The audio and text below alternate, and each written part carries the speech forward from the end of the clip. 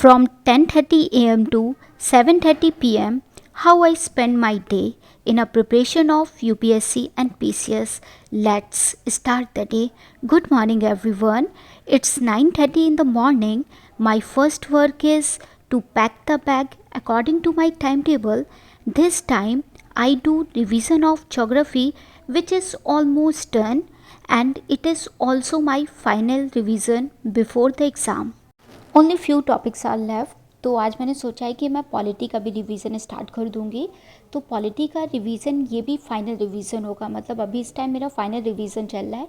इससे पहले मैं पॉलिटी के लिए लक्ष्मीकांत पहले पढ़ चुकी हूँ और उसके साथ अपने नोट्स भी रिवाइज कर चुकी हूँ। अब बस मुझे प्रीवियस ईयर पेपर लगाने हैं और जिस टॉपिक पे मैं गलत कर रही हूँ उस टॉपिक को दोबारा रिवाइज करना है। तो ये मैंने आपको आज की स्ट्रेटजी बता दी है कि मैं किस हिसाब से पढ़ने वाली हूँ। तो सबसे पहले अभी नाश्ता करते हैं, फिर लाइब्रेरी के लिए निकलेंगे। मेरा घर से और लाइब्रेरी तक डिस्टेंस से 5-6 मिनट का है, तो जल्दी से पहुँच जाते हैं। तो यहाँ पे जो मेरा लाइब्रेरी का स्लॉट चल रहा है वो 11 बजे से लेकर 7 बजे तक चलता है। तो अपना फर्स्ट स्लॉट स्टार्ट करते हैं। तो ज्योग्राफी के जो भी रिमेनिंग टॉपिक है उसको स्टार्ट करते हैं सबसे पहले। तो मुझे जो टॉपिक पढ़ना है वो है सैलिनिटी ऑफ ओशियन। और यहाँ पे मैं विज़न की टेस्ट सीरीज़ ले तो आई थी, बट मुझे लग रहा है कि जिस हिसाब से टाइम है, अगर हो पाएगा पॉसिबल तभी सॉल्व करेंगे, अदरवाइज़ रिक्वायरमेंट नहीं है पीसीएस के लिए। लेकिन आईएएस के लिए टेस्ट सीरीज़ बहुत ज़्यादा इंपॉर्टेंट है। पीसीएस के लिए मैं धे और दृष्टि की लगाऊंगी। तो लेवल वाइज आप टेस्ट सीरीज़ लगाइएगा। पीसीएस के लिए अलग लेवल होता है, आईएएस का अलग लेवल होता है, तो लेवल वाइज लगाइएगा। और मैं आपको ये भी बता देती हूँ कि मैंने ज्योग्राफी कैसे कंप्लीट की। मैंने अनअकैडमी का सब्सक्रिप्शन लिया था और अनअकैडमी में मैंने सुदर्शन सर से क्लास ली है। तो अगर आप भी अनअकैडमी लेने का सोच रहे हैं तो आप सुदर्शन सर से पढ़िएगा, आपकी ज्योग्राफी बहुत ज़्यादा अच्छी हो जाएगी। तो मैंने सबसे पहले अनअकैडमी से क्लास ली और जो भी क्लासेस में पढ़ाए गए उसके शॉर्ट नोट्स बनाए, फिर शॉर्ट नोट्स को बहुत बार रिवाइज़ किया। और 11th की एनसीईआरटी का भी मैंने यूज़ किया है, क्योंकि 11th की एनसीईआरटी फिजिकल ज्योग्राफी वाली बहुत ज़्यादा इंपॉर्टेंट है, उसको तो बिल्कुल स्किप नहीं कर सकते हैं। तो मेरे नोट्स प्लस 11th की एनसीईआरटी से ज्योग्राफी को पूरा कवर किया है।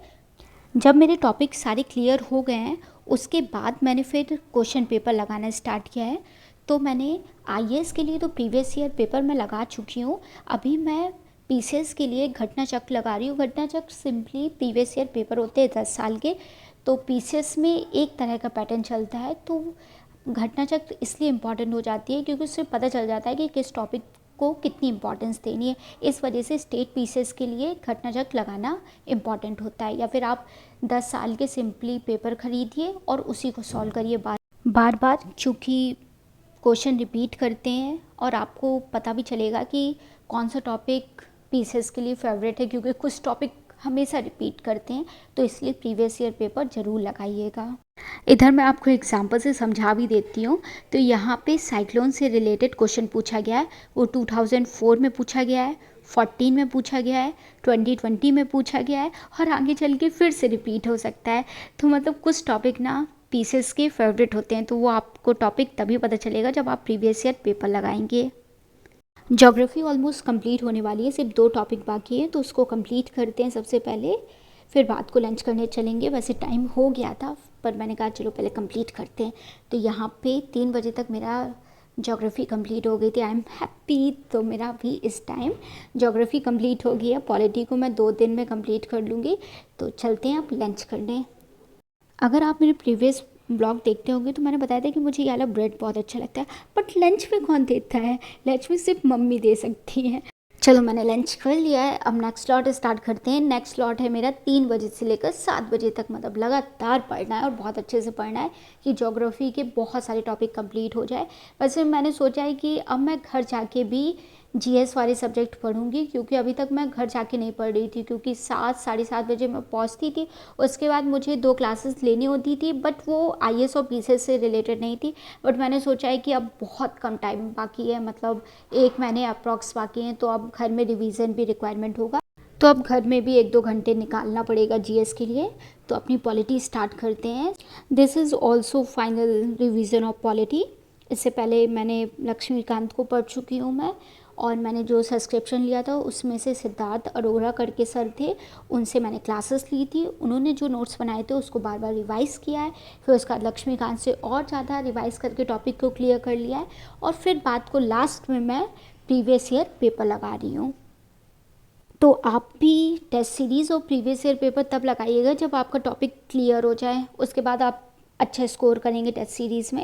नहीं तो अदरवाइज़ पहले सॉल्व करने बैठ गए तो स्कोर भी बहुत ज़्यादा कम आएंगे, आप डिमोटिवेट भी हो जाएंगे। तो हर चीज़ का एक टाइम होता है, उस टाइम पे करेंगे तो ज़्यादा अच्छा सा रिजल्ट आएगा।